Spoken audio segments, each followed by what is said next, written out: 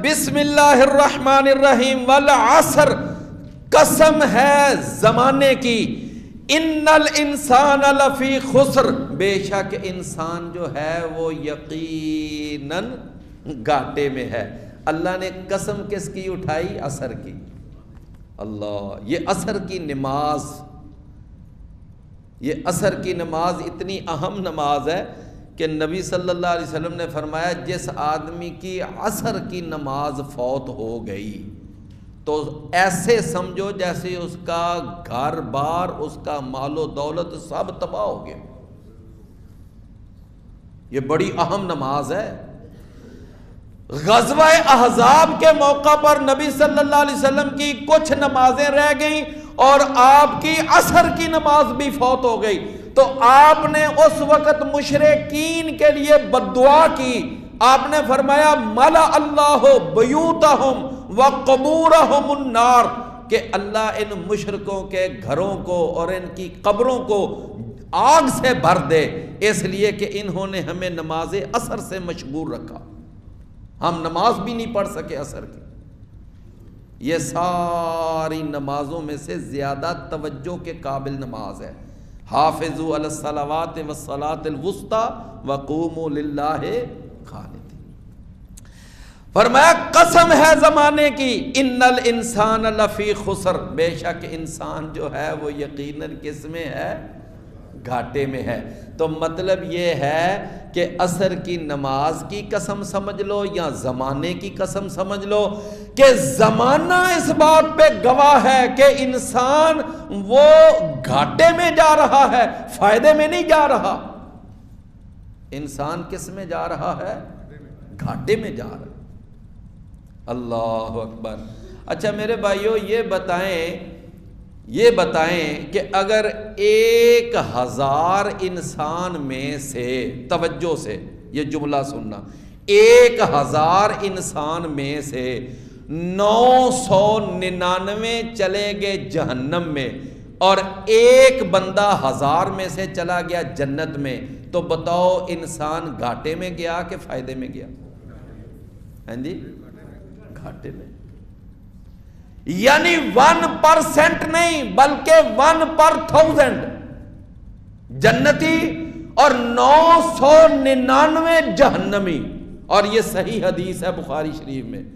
فرمایا قیامت کا دن ہوگا، اللہ آدم علیہ السلام سے کہے گا آدم اپنی اولاد میں سے جہنم کا کوٹا الگ کر اور جنت کا الگ کر۔ آدم پوچھیں گے یا اللہ جنت کا کوٹا کیا ہے اور جہنم کا کوٹا کیا ہے؟ اللہ فرمائے گا 1000 میں سے 999 تیری اولاد میں سے جہنم میں جائیں گے اور صرف ایک بندہ جنت میں جائے گا۔ تو میرے بھائیو یہ انسان پھر گھاٹے میں گیا کہ فائدے میں گیا؟ ان الانسان لفی خسر۔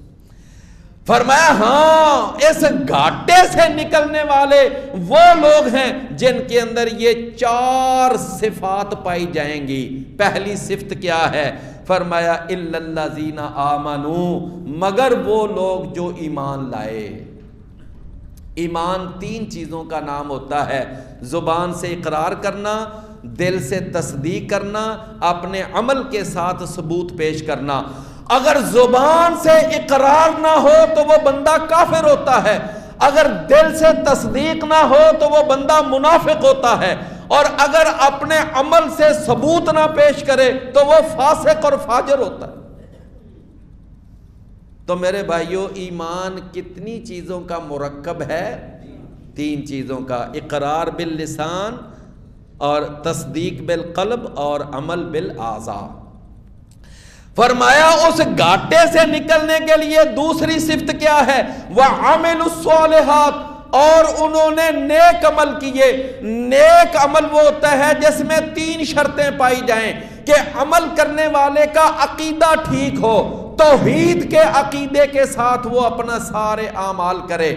دوسری شرط یہ ہے کہ اس کی نیت ٹھیک ہو، وہ اللہ کو راضی کرنے کے لیے اپنا نیک عمل کرے۔ اور تیسری شرط یہ ہے کہ وہ اس کا عمل وہ محمد الرسول اللہ صلی اللہ علیہ وسلم کی سنت کے مطابق ہو، قرآن اور حدیث کی دلیل کے مطابق ہو۔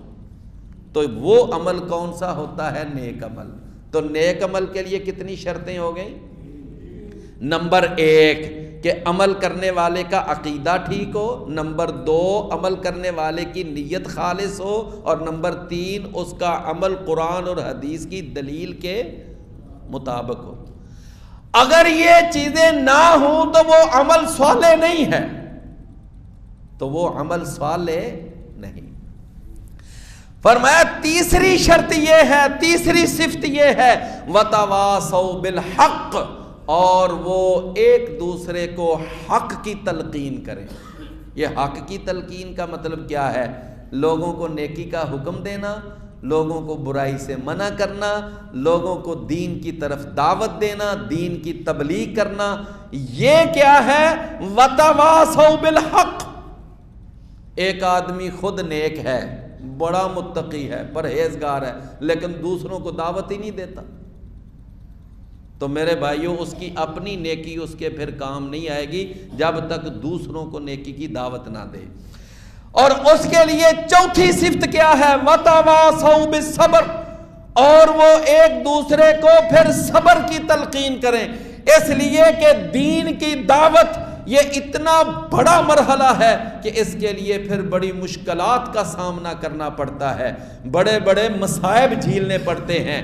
سیدہ عائشہ رضی اللہ عنہا نے ایک دفعہ اللہ کے نبی سے پوچھا، اللہ کے نبی احد کی جنگ کے اندر آپ کے دندان مبارک شہید ہوئے، آپ کا سر زخمی ہوا، آپ بے ہوش ہوئے، وہاں گر گئے، اور آپ کا اتنا قیمتی خون اس دنیا کی مٹی میں ملا۔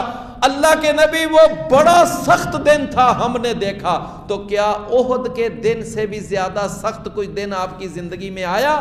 نبی صلی اللہ علیہ وسلم نے فرمایا ہاں، جب میں طائف میں گیا تھا نا اللہ کے دین کی دعوت دینے، تبلیغ کرنے کے لیے، تو وہاں وہ جو سردار عبد یالیل تھا، اس نے اس وقت نوجوان چھوکرے اور نوجوان لڑکے میرے پیچھے لگا دیے، وہ اس طائف کی گلیوں میں مجھے پتھر مارتے تھے، اور اس وقت میرے سر سے لے کر سارے جسم سے خون بہتا ہوا میرے پاؤں مبارک تک چلا گیا، جوتا خون سے بھر گیا۔ نبی صلی اللہ علیہ وسلم نے فرمایا یہ دن جو تھا نا، یہ اس احد کے دن سے بھی زیادہ سخت تھا۔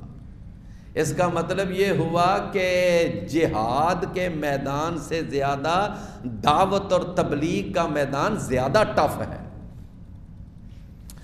تو فرمایا کہ اِلَّا الَّذِينَ آمَنُوا، خسارے سے نکلنے والے وہ لوگ ہیں جن کے اندر یہ 4 چیزیں پائی جائیں۔ نمبر 1 وہ ایمان لائیں، نمبر 2 وہ نیک عمل کریں۔ ایمان 3 چیزوں کا مرکب ہے، میں نے بتا دیا۔ عمل صالح کے لیے 3 شرطیں ضروری ہیں، میں نے وہ بھی بتا دی۔ فرمایا وَتَوَاصَوْا بِالْحَقِّ، اور وہ ایک دوسرے کو حق کی تلقین کریں۔ حق کی تلقین سے کیا مطلب ہے؟ امر بالمعروف، نہی عن المنکر، دعوت الی الدین اور تبلیغ دین، یہ چیزیں مراد ہیں۔ وَتَوَاصَوْا بِالصَّبْرِ، اور پھر وہ ایک دوسرے کو صبر کی تلقین کریں۔ تو یہ چیزیں اگر 4 پائی جائیں گی تو وہ انسان خسارے سے نکل آئے گا، ورنہ پھر سارے کے سارے انسان کس میں ہیں؟